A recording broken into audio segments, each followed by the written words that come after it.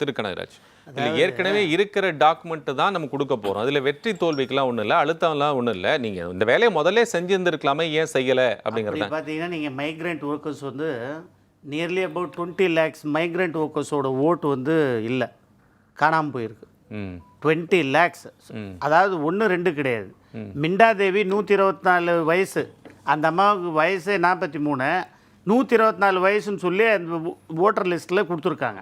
சரி, நான் என்ன சொல்ல வரேன்னா, ஆரம்பத்திலிருந்து I want to tell you narrate entire thing from the 2024 election. 2024 எலெக்ஷன்லேயே நீங்கள் பாருங்கள், 293, 243 அந்த இதுதான் வந்து அதாவது பாஜக தேசிய ஜனநாயக கூட்டணி வந்து 293 இருந்தது.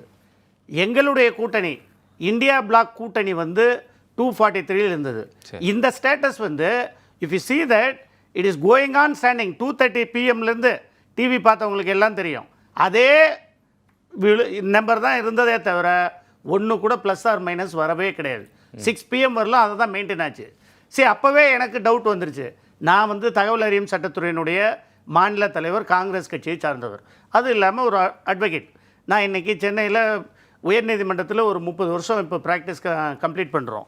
அதில் ஆர்டிஐ வந்து நான் எலெக்ஷன் கமிஷன் ஆஃப் இந்தியாவுக்கு ரைஸ் பண்ணுறேன். என்னென்னு ரைஸ் பண்ணுறேன்?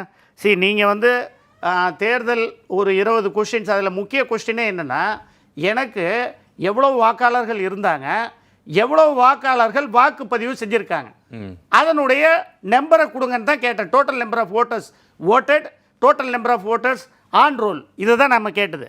அதற்கு எனக்கு வந்த பதில் பாருங்கள். இது வந்து 12/8/24 நான் போட்டு தேர்தல் ஆணையத்துக்கு. சரி, இதை பொதுமக்கள் பார்வையில் என்ன சொல்லியிருக்கேன் நீங்கள் சொல்லுங்கள். இல்லை, அந்த கண்டென்ட்டை மட்டும் படிச்சிடுறோம். சரி, அதில் என்ன சொல்லியிருக்காங்கன்னா, statistical data of general election Lok Sabha 2024 is under process. அதாவது தேர்தல் அறிவித்து, முடிவுகள் அறிவித்து பதவி பிரமாணம் செஞ்சாச்சு. தேர்தல் ஆணையம் நமக்கு என்ன சொல்கிறாங்க? It is under process. After the completion of the said work, the correct and final statistical data will be uploaded at the commission website at the link.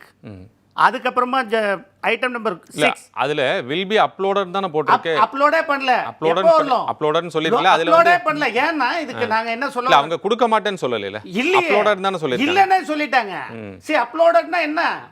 நாங்க அப்லோட் பண்ணிருக்கோம்னு சொன்னாங்க. அப்லோடே பண்ணல. டிசம்பர் 24 வரலாம் அப்லோட் பண்ணல. நான் அத க்ளீனா வாட்ச் பண்ணிட்டு தான் இருக்கோம். அடுத்த இதுல பதில் என்ன சொல்றாங்கன்னா, the work of checking and verification of the statistical, அது சொல்லியாச்சு. providing legal advice and interpretation of law is beyond the scope of RTA Act. நீங்கள் கேட்டிருக்க கேள்விகள்லாம் beyond the scope இருக்கு. however you may refer to rule 8 provision. இதை சொல்லிட்டு அதுலேயே அடுத்த கொஸ்டின் நான் நம்பர் ஆஃப் VVIPAT இதெல்லாம் கேட்டோம். இது மூலமாக என்ன சொல்ல வருகிறீர்கள்? இது மூலமாக என்ன சொல்ல வரேன்னா, அருமை தலைவர் ராகுல் காந்தி அவர்களுடைய கருத்து என்ன சொன்னாங்கன்னா, நீங்கள் 2024 எலெக்ஷன் நடந்தப்போ டவுட் இருந்தது. மாண்புமிகு பாரத பிரதமர் அவர்களே, இன்றைக்கு மத்திய மைனாரிட்டி பாஜக பாரத பிரதமர் அவர்கள் பின்தங்கி இருந்தார். வாரணாசி தொகுதியில் 20,000 ஓட்டு பின்தங்கி இருந்து அதன் பிறகுதான் முடிவுகள் வெளியிடப்பட்டன. இதுதான் அங்கே இருந்த கருத்து. அதற்கடுத்து மத்திய பிரதேச தேர்தல், அதற்கடுத்து ராஜஸ்தான் தேர்தல், அதற்கடுத்து உத்தரகாண்ட் தேர்தல், அதற்கடுத்து மகாராஷ்டிரா தேர்தல், இந்த எல்லா தேர்தல்களிலுமே இமாச்சலையும் சேர்த்துக்கலாமா? இமாச்சலையும் சேர்த்தே சொல்லலாம். ஏன்னா இவங்களுக்கு செலக்டிவ் ஆம்னேசியா. அதாவது நீங்க இப்ப இவங்க எப்படி பண்ணுவாங்கன்னா, எலெக்ஷன் கமிஷன் ஆஃப் இந்தியா வந்து என்னை பொறுத்தவரையிலும் இவிஎம்ன்றது வந்து எலக்ட்ரானிக் ஓட்டிங் மெஷின் கிடையாது. அது வந்து நீங்க இது பல தடவை நீங்க டிஸ்ப்ரூவ் பண்ண முடியலங்கிறதுக்கான பல விஷயம் சொல்றீங்க. எலன் மாஸ்க் சொன்னதுல இருந்து நம்ம சொல்றோம். எலன் மாஸ்க் என்ன சொல்லியிருக்காரு? இன்னைக்கு நவீன உலகத்தின் தந்தை என்று அழைக்கப்படுகின்ற எலன் மாஸ்க் நாசாவில் சேட்டலைட் விடுகின்ற ஆளுமை மிக்க எலன் மாஸ்கினுடைய ஸ்டேட்மெண்ட்டே என்ன? இவிஎம் இந்தியாவில் நடைபெறுவது எல்லாமே போலி வாக்காளர்களை போடலாம், பதிவு செய்யலாம், ஹேக் பண்ணலாம்னு சொல்லியிருக்காரு. நான் இப்போ இன்னொரு புள்ளியில சொல்றேன். இதுக்கு ஒரு கேள்வி. இப்போ நீங்க வந்து சுப்ரீம் கோர்ட்ல பல தடவை தேர்தல் ஆணையம் சொல்லியிருக்கு, நீங்க முடிஞ்சா அதை வந்து பொய்ன்னு சொல்லி காமிங்க, பண்ணுங்கன்னு சொல்லிட்டாங்க. ஆனா நம்ம போகாமே குறை சொல்லிட்டு கொண்டே இருப்பது சரியா இருக்குமா? क्वेश्चन நான் கேட்டேன். ஆக்சுவலா நாங்க வந்து எல்காட்ல அடிச்சிருக்காங்க. எல்காட்ல அடிச்சது அந்த வாக்கு இயந்திரங்கள்லயே டோட்டல் வாக்கு எந்திரங்கள் வந்து 12 லட்சம் வாக்கு எந்திரங்கள் கணக்கு கொடுத்தது. அப்புறம் பார்த்தீங்கன்னா இப்போ தேர்தலில் பயன்படுத்தின வாக்கு எந்திரங்கள் வந்து 16 லட்சம். அதில் இவிஎம் பேடு பார்த்தீங்கன்னா 14 லட்சம். அடுத்தது அதை கண்ட்ரோலிங் யூனிட் பார்த்தீங்கன்னா 12 லட்சம். இதில் டிஃப்ரென்ஸ் பாருங்க. இதுவே மேட்ச் ஆகல, இவிஎம்மும் மேட்ச் ஆகல, கண்ட்ரோலிங் யூனிட்டும் மேட்ச் ஆகல. சரி. ஸோ இதையெல்லாம் தாண்டி நாங்கள் என்ன கேட்குறோம், நீங்கள் வந்து உங்ககிட்ட கேட்டது மெஷினில் பண்ணுறீங்க. நீங்கள் மெஷினில் பண்ணீங்க. 7 பேர் செலெக்ஷன் நடக்கும்போது 1 கோடி வாக்காளர்கள் சேர்க்கப்பட்டார்கள்னு எல்லாருமே பரவலான தகவல்கள் அப்போ இருந்தது. நான் அன்னைக்கு தேர்தல் ஆணையத்திடம் கடிதம் போட்டு கேட்ட பதிலில் எலெக்ஷன் கமிஷன்லேருந்து நமக்கு என்ன பதில் வருது, அண்டர் ப்ராசஸ் எங்ககிட்ட இல்லைன்னு அர்த்தம். அதுக்கு என்ன அர்த்தம், எங்ககிட்ட டோட்டல் போலிங் கர்நாடகாலையும் ஹிமாச்சல் பிரதேசத்திலயும் இந்த சந்தேகம் வரலையா? ஏங்க சரி, அதான் நான் சொல்றேன். இது நீங்க நியாயமா கேக்குறீங்க. மகாராஷ்டிரால வந்து சம்பவம் பண்றீங்க, மத்த மாநிலங்கள்ல இல்ல மகாராஷ்டிராவுல இப்போ வந்து கடந்த 6 மாத காலமாக காங்கிரஸ் கட்சி, மகாராஷ்டிரா காங்கிரஸ் கட்சியினுடைய தலைவர்கள் அங்க இருக்கின்ற எல்லாருமே சேர்ந்து எல்லா வாக்குகளையும் எவ்வளவு போட்டாங்கன்னு ரிசர்ச் பண்ணி அதுல வந்து விஷயம் தான் 5 லட்சம் வாக்காளர்கள் மேல போலி வாக்காளர்கள் சேர்த்திருக்காங்கன்னு சொல்லி ரெப்ரசன்டேஷன் எலெக்ஷன் கமிஷனுக்கு கொடுக்க போனா அவர் வாங்க மறுக்கிறார். இதுல we are on point. நம்ம என்ன சொல்றோம், தேர்தல் மெஷின்ல நீங்க வாக்கு நடத்துறீங்க, ரிசல்ட்டை அன்னைக்கே அறிவிச்சிருக்கணும். எவ்வளோ ரிசல்ட் வந்ததுன்னு சொல்ல முடியாது உங்களால். இருங்க, நான் இப்போ எக்ஸாம் எழுதியிருக்கேன், நீங்கள் இப்போ திருத்துறீங்க, பாஸ் பண்ண உடனே எனக்கு எவ்வளோ மார்க்குன்னு சொல்லுவீங்களா சொல்ல மாட்டீங்களா? சொல்லணும்ல. நாங்கள் கேட்டது என்ன, எவ்வளோ வாக்காளர்கள் வாக்களித்தார்கள்னு கேட்டால் அந்த கேள்விக்கு உண்டான பதில் வரவே இல்லையே. பேசும் ரமேஷ். ஸோ நான் என்ன நினைக்கிறேன்னா, இப்போ ஃபைனலாக சொல்லி முடிக்கிறது ஒன்று தான்.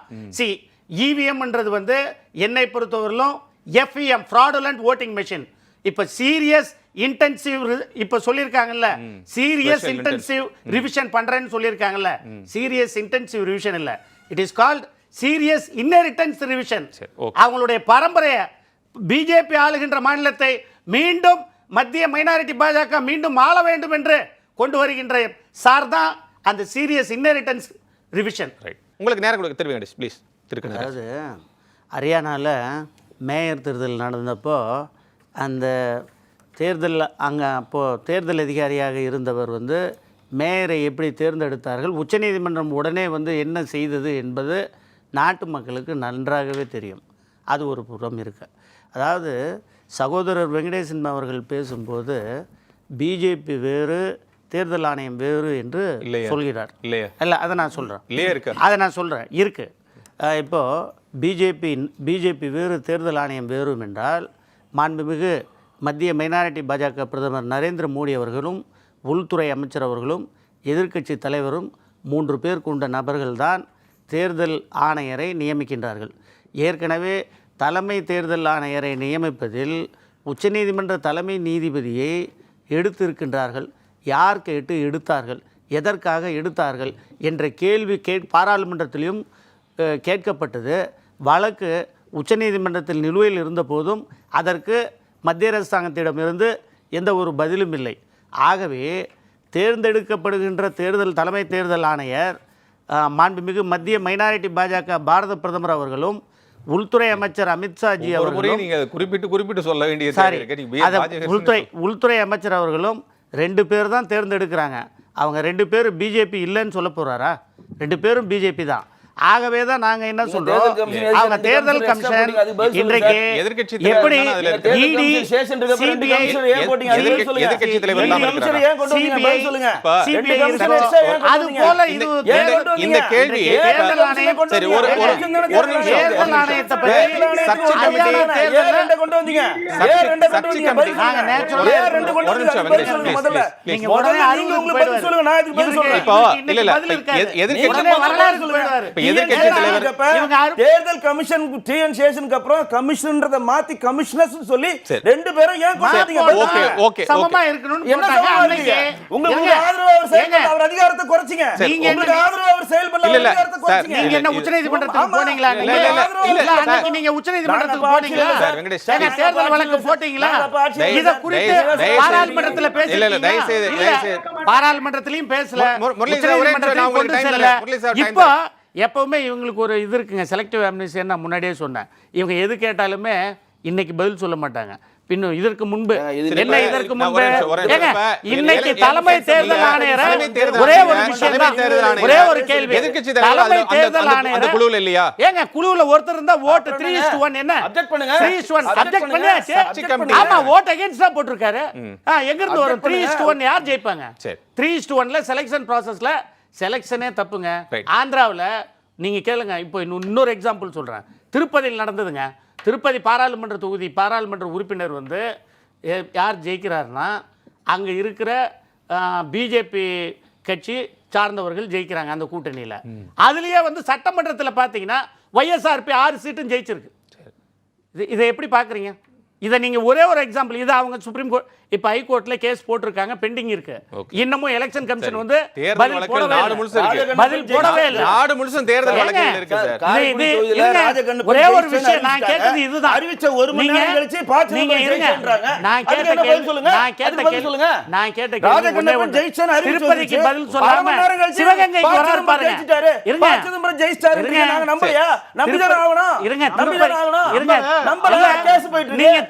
இருங்க திருப்பதி பத்தி திருப்பதி பத்தி பேசுங்க.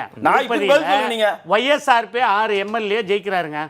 அதுல சார்ந்த அதே தொகுதி 6 தொகுதிகளை சார்ந்த நாடு முழுவதுமே இது பிஜேபி ஆளு ஜெயிக்கிறார். ஒரு நிமிஷம் சார். நாடு முழுவதுமே தேர்தல் வழக்குகள் இருந்து கொண்டுதான் இருக்கின்றன.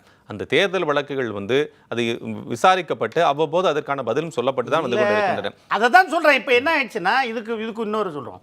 இப்போ நான் வந்து சப்போஸ் ஒருத்தர் வந்து தவறான வாக்கு வந்து பதிவு செய்கிறார், அது சிசிடிவி கேமராவில் ரெக்கார்ட் ஆகும். இப்போ பூத் கேப்சரிங் எது நடந்தாலும் சிசிடிவி கேமரா தான் மெயின். இப்போ ஹரியானாலையும் பஞ்சாப்லேயும் நடந்தப்போ, பஞ்சாபில் இதே போல் நடந்தப்போ, சண்டிகரில் நடந்தப்போ கம்ப்ளைண்ட் வந்து உயர்நீதிமன்றத்துக்கு போய் அங்கே அவங்க என்ன சொன்னாங்க? சரி, நீங்கள் you have to produce the evidence, kindly produce the evidence சொல்லி பெட்டிஷனரை சொன்னாங்க. எத்தனை நாளைக்குள்ள போனாங்க? அது within 90 days, within 90 days குள்ள போயிட்டாங்க.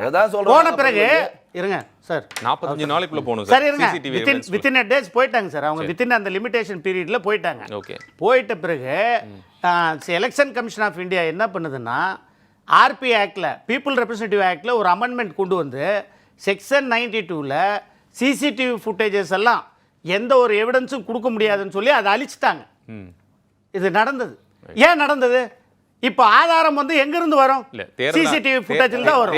சிசிடிவி ஃபுட்டேஜ் கொடுக்க முடியாதுன்னு சொன்னா தேர்தல் ஆணையம் என்ன சொன்னதுன்னா, நீங்க வந்து குறிப்பிட்ட நாட்களுக்குள், இப்ப நேத்து நடந்த குறிப்பிட்ட நாட்களுக்குள், அது மேபி 45 or 90 days, நீங்க குறிப்பிட்ட நாட்களுக்குள் நீங்கள் உங்களுக்கு டவுட் இருக்கு அல்லது பிரச்சனை இருக்குன்னு நீங்கள் கருதினீர்கள் என்றால் அந்த 45 நாட்களுக்குள் உடனே நீங்கள் என்றால் உங்களுக்கு தேவையான சிசிடிவி பதிவுகளை நாங்கள் கொடுக்க தயாராக இருக்கிறோம் தானே சொல்கிறார்கள். அதுக்கப்புறம் அதை ஸ்டோர் பண்ணி வச்சனால என்ன பெனிஃபிட்? தேர்தல் ஆணையம் கேக்குது. நீதிமன்றத்தில் சில நேரத்தில் டைம் கன்சூமிங் ஃபேக்டர் அதிகமாக இருக்கு. டைம் கன்சூமிங் அதிகமாக இருக்கு. நம்ம போனோமாங்கறத கேள்வி. இருங்க, அப்பா விஷயத்துல நம்ம பார்த்தோமா இல்லையா? நீங்க போயிருக்கீங்களா? ஸ்பீக்கர் அப்பா விஷயத்துல என்ன ஜட்ஜ்மென்ட் வந்தது நமக்கு? You take it from me. அவன் ஜட்ஜ்மென்ட் வந்து எப்போ வந்தானா, at the end of the fake, end 5 years கழிச்சு தான் அது வந்தது. சரி, நான் என்ன சொல்ல வரேன்னா, என்னுடைய குற்றச்சாட்டு இதுதான். என்னுடைய குற்றச்சாட்டு, ஏன் வந்து இன்றைக்கு ஒரு மசோதா, சிறப்பு மசோதா கொண்டு வந்து ஆர்டிஐ சட்டத்தில் சிசிடிவி ஃபுட்டேஜ்கள் எல்லாம் கொடுக்க கூடாது என்று ஒரு சட்டத்தை, சிறப்பு சட்டத்தை இயற்றினார்கள் என்பதை நாட்டு மக்களுக்கு பாஜக நண்பர்கள் சொல்ல வேண்டும்.